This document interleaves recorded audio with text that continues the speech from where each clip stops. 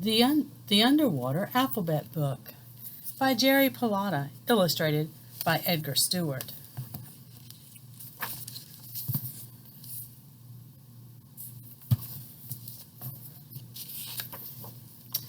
If you look underwater on any of the coral reefs of the world, you will see an incredibly beautiful place. Wow, coral reefs may be the most interesting places on Earth.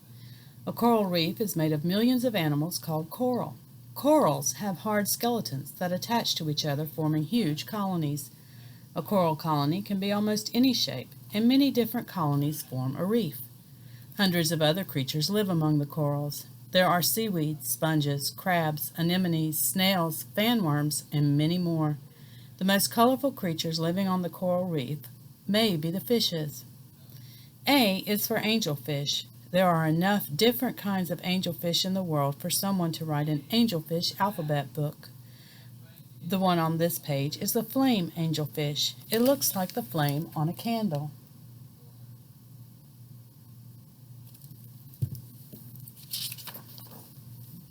B is for basslet.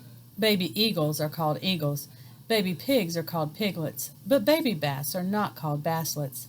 Basslets are little fish that are different from bass. Here we have a candy-striped basslet, a black cap basslet, a fairy basslet, and two orange basslets.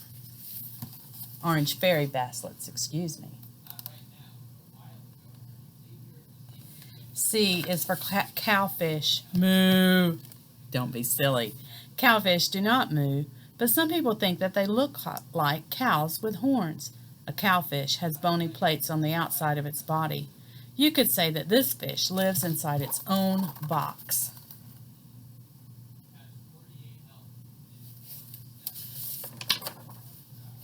D is for dolphin. A dolphin is a mammal that breathes air through the blowhole on the top of its head. Dolphins are considered one of the smartest creatures in the ocean. Remember, these dolphins are not fish. Dolphins are mammals. D is also for dolphin. Is this a mistake? No, it isn't.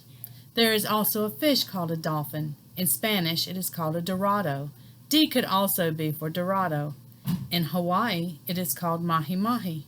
Dorados have been known to smash their heads into the life rafts of people lost at sea.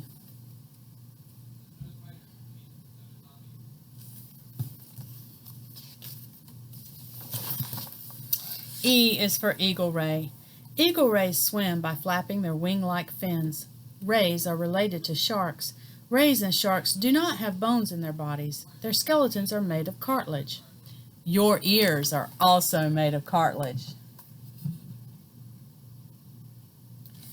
F is for four-eyed butterfly fish.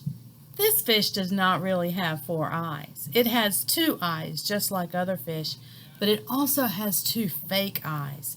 Its real eye is hidden by a black line running across the side of its face. The fake eye may make its enemies think that it's going where it has already been.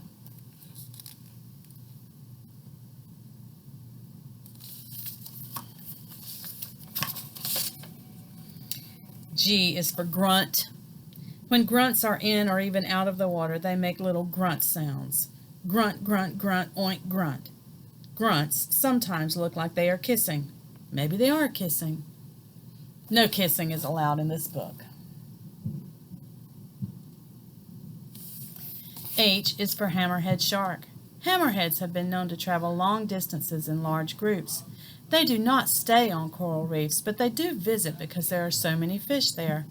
A shark can detect another fish by the electrical current made in the other fish's body.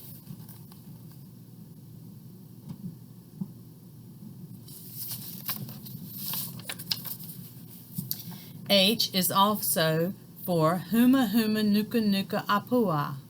These fish make nests on the bottom of the ocean. The huma huma nuka nuka apua is also called a triggerfish. In Hawaii, there is a popular folk song all about the huma huma nuka nuka apua. Its very long name means the fish which has a needle, has a snout, and oinks like a pig.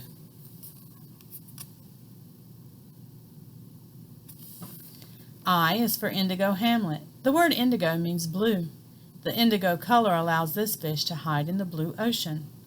Other hamlets have different colors and different names, but some scientists think they are actually one kind of fish.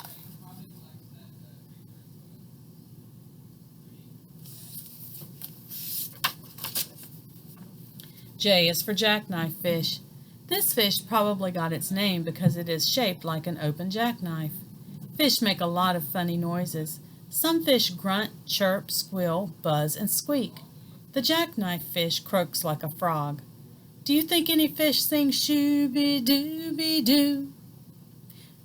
There are 3 basic kinds of coral reefs. A fringing reef extends from the shoreline. A barrier reef is offshore. Between a barrier reef and the land is a lagoon. An atoll is a circular collection of reefs with a lagoon in the middle. And here is that jackknife fish. K is for king angelfish. King angels are territorial. They act like kings. They do not like other king angels in their territory. Hey, out of the way!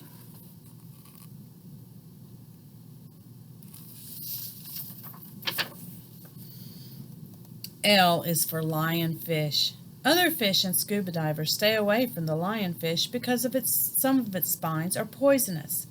In different parts of the world, this fish is called a scorpionfish, a firefish, a zebrafish, a dragonfish, and a turkeyfish.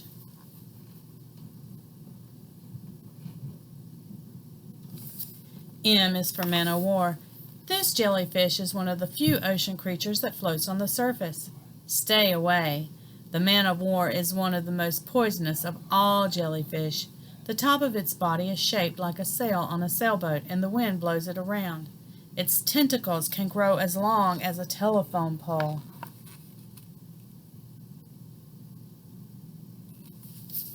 Kind of scary, huh? N is for nudibranch. Nudibranches are sea slugs. Slugs? Sea slugs are not fish. They are mollusks, just like clams and snails. A nudibranch is like a snail without its shell. The one on this page is crawling on red sponge. On the Great Barrier Reef near Australia, there are more than 400 different kinds of nudibranches. O is for old wife. The old wife lives in warm waters on coral reefs. It also lives in cold ocean water. Not many fish swim in both warm and cold waters. This fish has 2 dorsal fins on its back. Coral reefs exist only in warm tropical waters. Reef-building corals cannot live in seawater that is too cold or too warm.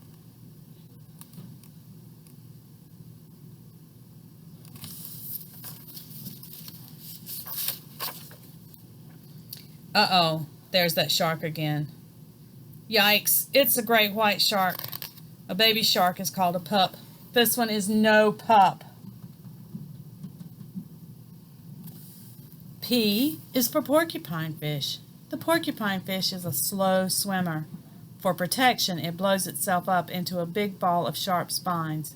Anything crazy enough to eat a porcupine fish is in for a surprise and maybe a stomach ache.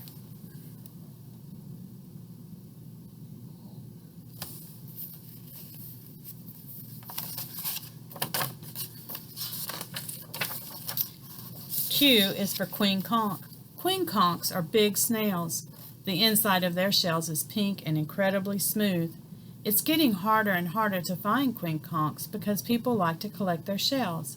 If people are not careful, pretty soon there will be no queen conchs left. People everywhere have to learn to appreciate the ocean, respect the sea creatures, and do everything they can to help keep the ocean clean.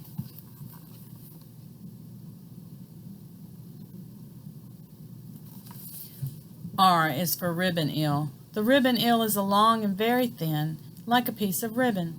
It is so thin that it can hide in tiny crevices in rocks and coral. Baby ribbon eels are so clear that you can see through them. Ribbon eel, you have a strange nose.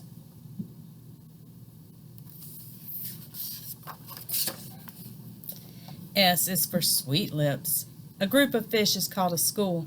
Sweet lips swim in large schools. The ones on this page are called spotted sweet lips, and they have nice big yellow lips.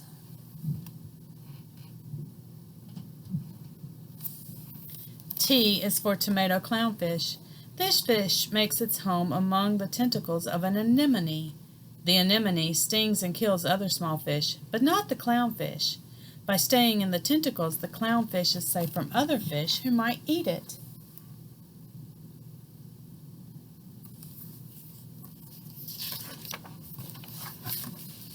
U is for upside-down jellyfish. Most jellyfish try to keep their domes upward and their tentacles downward. The upside-down jellyfish, however, goes to the bottom, flips itself over, and eats upside down. V is for veined shrimp.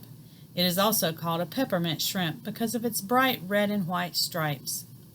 Veined shrimp are one of many ocean creatures who are cleaners. They clean the bodies and even inside the mouths of other fish. Most of the fish do not eat their cleaners. Be nice, moray eel.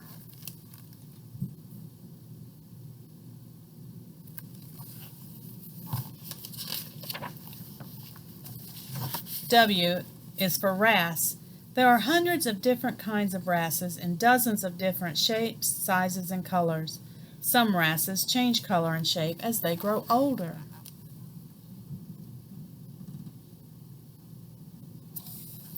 X is for xanthidae. The crab on this page is called a coral crab. It is one of the crabs in the crab family Xanthidae. A crab has to shed its shell in order to grow larger. The shedding of its shell is called molting.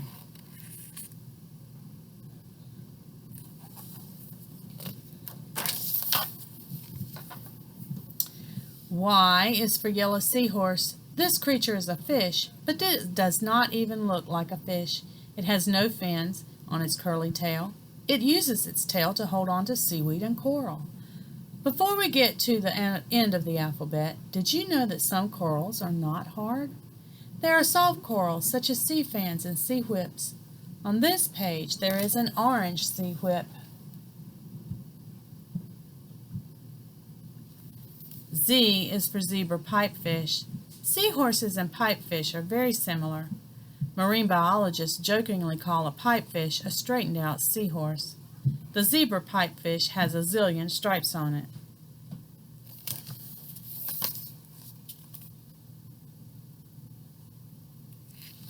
All right, did the illustrator paint an exact mirror image of the Y page, or did the printing company simply flip-flop them?